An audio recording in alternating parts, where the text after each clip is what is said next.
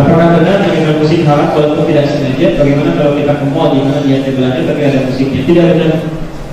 Tidak benar. Dalil tentang musik itu ada banyak sekali. Ada langsung mengharamkan, ada yang makruh, ada yang langsung membolehkan. Misal yang mengharamkan, ya. Rasulullah SAW seringkali mencela orang yang bermain seruling, ya, dan menyebutnya sebagai senandung setan. Senandung setan. Dia ada orang memainkan seruling disebut sebagai alat setan. Kita dibuang, ya. Lalu mencela orang-orang yang memainkan banyak syair karena syair ada musiknya, lalu meninggalkan Quran. Saat orang mengaji dia sibuk dengan musik, itu dicela. Maka muncul hadis-hadis yang kemudian mencela musik di situ. Ini menunjukkan keharaman musik. Tapi saat yang bersamaan, uniknya Nabi pun pernah mempersilahkan ada musik, ada syair langsung di rumah beliau. Saat Aisyah radhiyallahu anha dalam keadaan Idul Fitri, ya, dalam Id 2 hari raya, kemudian beliau meminta yang bantu di rumah untuk mendengarkan sebuah lagu musik. Abu Bakar datang ke situ mengatakan, "Abi mazmur syaitani fi baitin Nabi." Mana Abu Bakar ke Aisyah, apa di rumah Nabi ada mazmur syaitan, maksudnya senandung syaitan? Masuklah Nabi pada saat itu mengatakan, "Ya Abu Bakar, inna likulli ummatin 'id." Abu Bakar, setiap orang itu punya hari raya yang biarkan saja dikasihkan hari raya. Dan yang mendengarkan itu pembantu yang perempuan untuk Aisyah pada masa itu, mendengarkan musik. Ya. Yang kedua atau yang selanjutnya, Nabi pun ternyata punya pemusik khusus. Namanya Hasan bin Thabit. Ya. Hasan bin Thabit ini seorang ahli syiah yang khusus dimintakan oleh Nabi menghantar syiar-syiar yang menjadi Islam. Ya. Di awal masa Islam ada orang yang menyulitkan Islam, menyerang Islam. Pertempurannya bukan hanya menggunakan senjata, tapi ada yang menggunakan bukan pena. Kalau sekarang kan pakai pena, ya salah satunya. Dulu itu menggunakan syiar, menggunakan musik. Dibuat syair-syair yang menjadikan Islam. Dibalas oleh Hasan bin Thabit.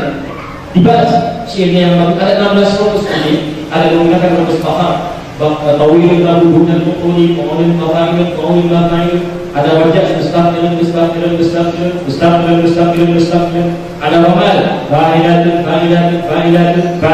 fa'idatun. Termasuk ketika Rasulullah SAW, ya, pulang dari salah satu perjalanan, ada isu pulang dari hijrah dari Makkah ke Madinah itu kurang tepat. Ada yang mengatakan pulang dari perang Tabuk itu pun kurang tepat. Ya.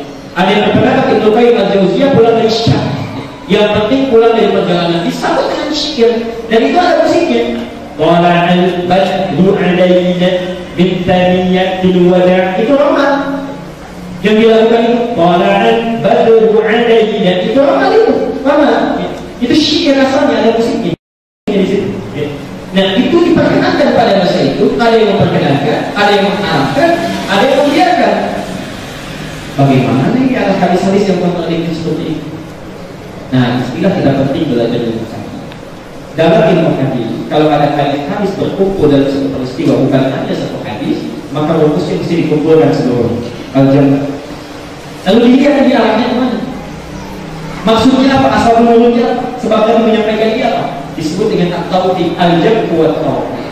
Diperhatikan hadis-hadis ini, ternyata satu, karena mencela orang-orang yang sibuk dengan musik. Itu di awal-awal masa Islam, ketika Quran mulai turun. Saat Quran mulai turun, mereka masih sibuk dengan musik, Quran terabaikan. Ya. Disibuk dengan kali yang seperti itu hukumnya tercela. Bahkan haram jatuh. Meninggalkan Quran untuk fokus pada musik itu gak boleh, haram hukum. Karena itu keras para sahabat di awal-awal masa Islam supaya orang sibuk dengan Quran ditinggalkan musik. Kemudian dalam hal yang sifatnya ada manfaat untuk dakwah, untuk agama, ada keterangan, memberikan gambaran, apalagi dunia yang saya di situ, ya, maka jangan kuat dengan hadis-hadis yang kedua tadi. Tapi kalau membuat orang malas beraktivitas walaupun masih ibadah, itu makruh.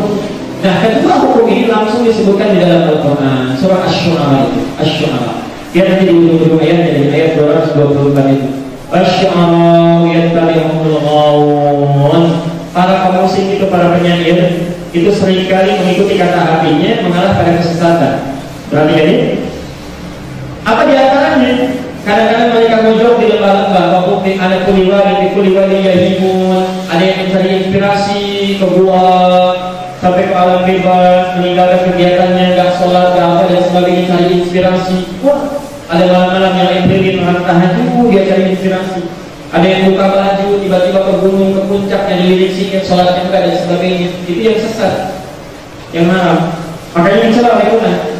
Tapi diteruskan ayatnya, illal ladzina amanu. Tapi di antara mereka ada pemusik yang punya iman. Yang ini dipuji. Ada ayatnya langsung. Jadi asy'ar kemudian di ujung ayatnya itu ada.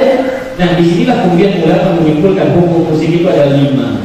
Ada 5. Hukum asalnya mubah bila tidak bersinggungan dengan agama. Ditarik begini, kalau yang mubah ini membuat malas orang dalam beraktivitas, bukan hanya sholat tapi malas beraktivitas, malas kerja, maka makruh. Kalau sudah mengandung unsur yang menyalahi ketentuan agama, liriknya sudah mencela orang, kata-katanya jorok, kasar, apalagi didendamkan mengajak orang maksiat dengan gerakannya, suaranya mendesak, ya. Ayo yang sering mudik ke Jawa Tengah, ke Jawa Timur, kan kita paham gitu, ya.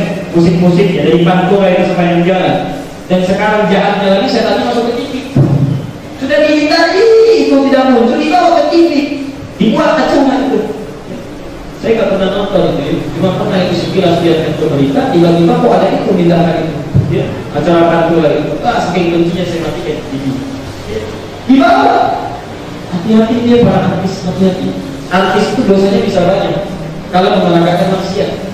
Bisa iklan Sheko pamer rambutnya dinikmati oleh orang banyak, itu tanpa sadar sedang mengumpulkan dosa. Besok-besok orang pamer rambut juga, ketika diikuti dosanya ikut juga itu.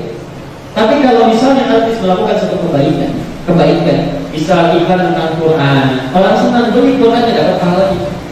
Pilihannya banyak. Oleh karena itu berhati-hati. Kalau mengerjakan yang haram, miliknya haram, kemudian juga gerakannya haram, maka jatuhnya haram. Tapi kalau dengan musik menerangkan tentang Islam, yang tidak banyak hal-hal yang menimpa, ya, hal-hal yang tidak banyak, tapi mengingatkan kita dengan Allah, menyatakan dan sebagainya, itu hukumnya mubah. Bahkan di satu tempat yang tidak ada dakwah kecuali dengan musik, maka hukumnya bisa jadi sunnah. Bisa jadi sunnah. Itu kesimpulannya. Tapi ingat betul. Musik itu turun dengan Quran turun. Sebetulnya Quran turun membiasakan kita untuk menghindari musik.